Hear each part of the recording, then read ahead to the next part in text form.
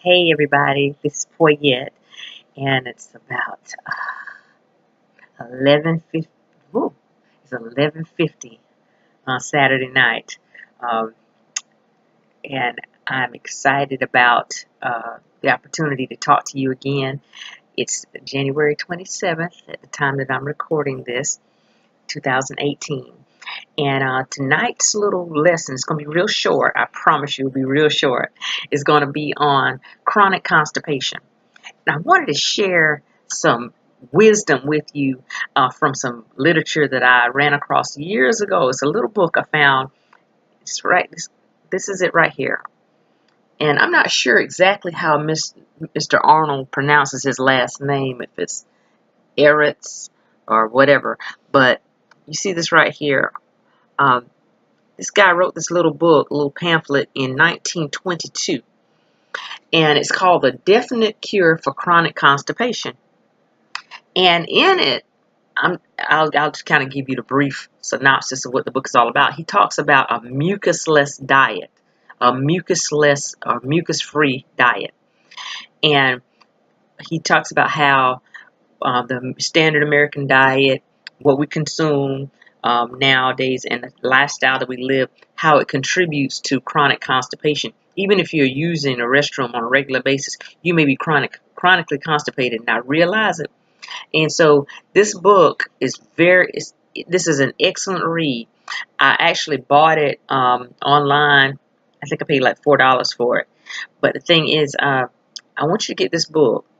He has another one too. It's called Overcoming Constipation Naturally. But this is his name, and that's what the book looks like. It's called The Definite Cure for Chronic Constipation. But the reason that I'm talking to you tonight about this is because, you know, I think I said in a previous video that if you don't start getting a little more serious about internal cleansing and making sure that your colon is clean, you will never experience optimal health. You will never experience true weight loss if you're concerned about that kind of thing, that will get off and stay off. Because when we are chronically constipated, or when we're not fully evacuating our bowels, when we're not eating enough roughage, we're not eating a live diet. When I say a live diet, I mean a diet of raw fruits and vegetables on a regular basis. You probably are not cleaning your colon out. And what ends up happening is you have pockets of waste that will lodge into your colon based upon if you're eating like really mucus producing foods, like pasty foods like white bread, so a lot of those whites that we talked about, okay, the white rice, the white bread, um, white flour products, okay, biscuits and stuff like that. And if you're doing that kind of thing, what's probably happening is you have pockets of waste that are lodged into your colon, and they'll stay there a long, long time. And what happens is your body becomes auto-intoxicated. So when a body is auto-intoxicated, auto-intoxication just means that the toxins are moving around in you. So your body is poisoning itself. Okay? Not dramatically, not where you're gonna wake up one day and be dead. We're not talking about that. And we're not talking like you taking arsenic and poisoning yourself. We're not talking about that kind of poisoning. We're talking about over time, your body, if you are not cleaning your colon regularly, and you're not keeping food moving through the alimentary canal. The alimentary canal starts at your mouth, it ends at your rectum. I told you that before. It's just like a pipe in your house. If your pipes in your house get clogged up and everything that you're trying to flush down the toilet starts backing up in your house, you know what your house is going to be like after a while. It's going to be filthy. And that's what a lot of people are. They're filthy. They don't realize it. They wash every day. They may have a bowel movement, once a day, maybe once every other day or whatever, and think they're doing okay.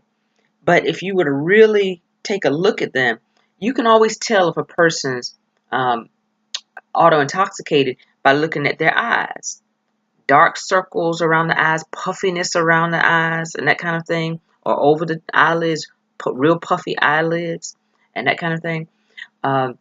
Foul breath, just not being able to, shed excess weight, because your body will produce, if you have like fecal matter that's stuck in your colon somewhere, your body produces fat to try to protect you from the toxins that are lodged in your body. And so you may be fasting, you may, be on a 2,000 calorie diet, you may be doing all the right things, but if you have waste in your body's going to produce fat to protect the internal organs from that waste as best it can.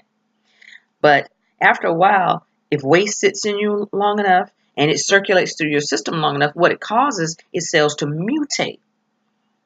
And this is where the danger comes in of you contracting or developing cancer. You don't want waste to sit in your body to the point that it circulates through your system and becomes a danger to your cell replication in your body. When every day we have millions of cells in our bodies that are dying and being replaced, dying and being replaced. And that's a natural process, okay? Everything, every cell in your body. And in fact, it's been said that you could literally, if you started today, you could literally in 7 years have a completely new body, okay? Where every cell in your body has been replaced, okay? Because there are no cells in your body that are just going to live from the time you were born to the time you die. They don't do that. They replicate. They are replaced. Old cells are replaced with new cells. Some cells are replaced more slowly than others. But the point I'm making is, your body is a continuous cycle of renewal. And you have an opportunity, if you take the advice that I'm giving you about hydrating yourself, about keeping your colon clean, about making sure that you do the things, you move your body, exercise a little bit to help work some of those toxins out of your system. You get yourself an enema bag, or you find yourself a colon therapist that's going to help you make sure your colon is clean. If you do those kinds of things and you take the time to watch your diet, make sure that you keep pasty, mucus-forming foods out of that. I'm talking about some of those tonight before we get off this video.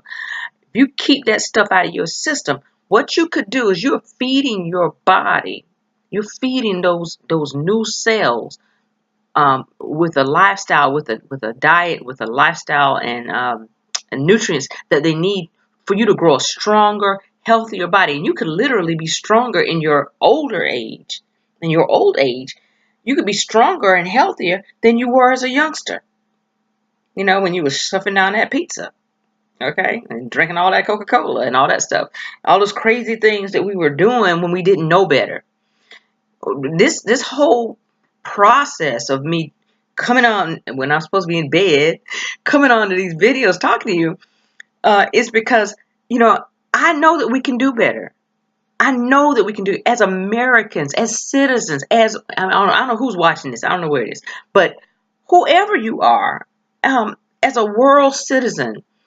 You can do better and be a better steward of this temple that God has given you if you take the time to do a little research and apply a little discipline. And so that's why I'm here tonight. But I wanted to share this with you. And I had mentioned the Jethro Claus Back to Eden book. I don't have my copy here with me. But the thing is, that's the other text that I would highly recommend you get started reading. And this one as well. And also go ahead and buy yourself an up-to-date herb manual so that you can kind of start learning maybe some household remedies that you can take for some little ailments that you may have. Now, let's talk one more minute, because I don't want this video to run over, but I want to talk to you about mucus-forming foods. I know I told you to get off the whites, but let me say this to you. Because I mentioned it a little bit, but I got to really nail this home tonight. I need you, if you're very serious about improving your health, and I'm talking about improving immediately, you have got to get off of dairy. When I say dairy, I'm talking about cow's milk. You've got to get off of cow's milk. Get your kids off of cow's milk. You've got to get off of cow products. I love ice cream. I know you do too. But it's not good for you. I love cheese. I really do. But it's not good for you. It will bind you up. It will make you sick. And eventually, it will kill you. Take it from the mortician. I'm telling you, I see it every day. You can take my word for it, or you can take your chances. But if you want to live a long, healthy life, if you want to get rid of that sinus trouble that you've been struggling with for years and years, those allergies that you've been struggling with for years and years, one of the main things that you could do to help yourself, besides the things I already told you about, okay, you know you got to get on your water, get off the whites. You got to get off of dairy. You got to get off of dairy. And I know it's hard because, I'm not saying you have to go cold turkey. But if you got a habit, if you have, I'm sorry, I am an English teacher as well. If you have a habit, my dear, of consuming dairy products on a regular basis, you just need to look to have all kinds of problems with sinuses and mucus and this kind of thing in your head. But you're going to also have an excess amount of mucus in your system.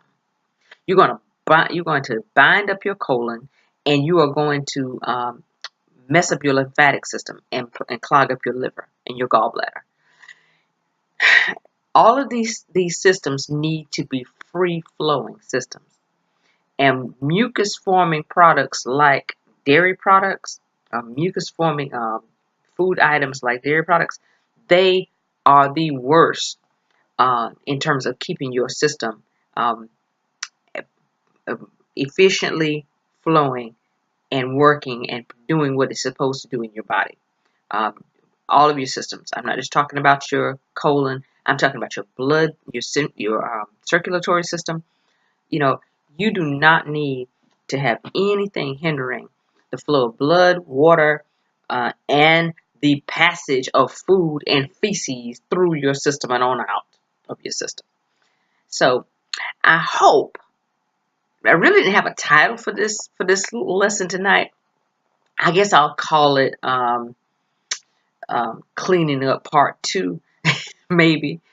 But it's definitely focusing on you knowing about this book, The Definite Cure for Chronic Constipation. And in this book, Mr. Arnold talks about the mucusless diet. Okay? So you need to read this. And I'm going to close with one little paragraph from this book. And it'll give you an idea of what you can expect when you get your copy, okay?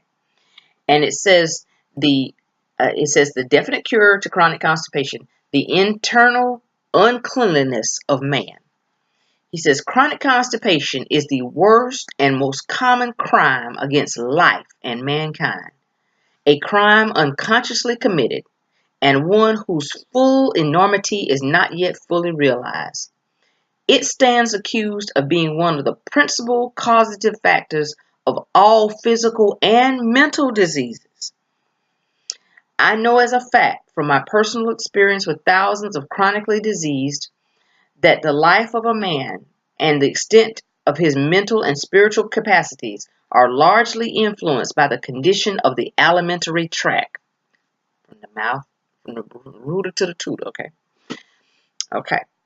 It is certainly very important that the brain and nerves of a man are supplied with pure blood and are not dependent on blood polluted with impurities arising from an unclean alimentary canal. And unclean is too mild a word when we are dealing with the worst kind of a filthy condition. This is your Bible. Besides the holy scriptures, this is your Bible number 2. Get it, read it, okay? I got a good mind to just read it online and post it, but I don't want to be accused of copyright infringement. So I'm giving Mr. Arnold Ehret his credit for the book, and I want my Facebook family and anybody else who's watching this video to get the book, read it, and take this seriously. Okay? Now I'm going to bed. I've worked hard all day, and I have a hard day tomorrow not a hard day because work is fun for me. I love what I do, but I do have quite a bit to do tomorrow, and so I got to make sure that I rest. And you need to make sure that you get your rest. I'm guilty. I'm guilty. I'm guilty. But we have got to do what we know we need to do to take care of these temples. And so I love you in the Lord, and I'm looking forward to hearing more success stories and hearing about these changes, these dramatic changes that you guys are making in your lives.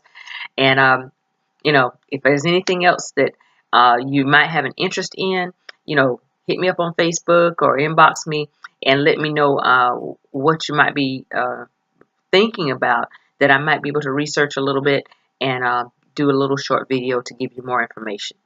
Uh, anyways, be blessed, my loves. Uh, walk with the Lord, stay in His Word, and love one another as Christ loves us. Love one another. It's a pleasure and a blessing. Good night.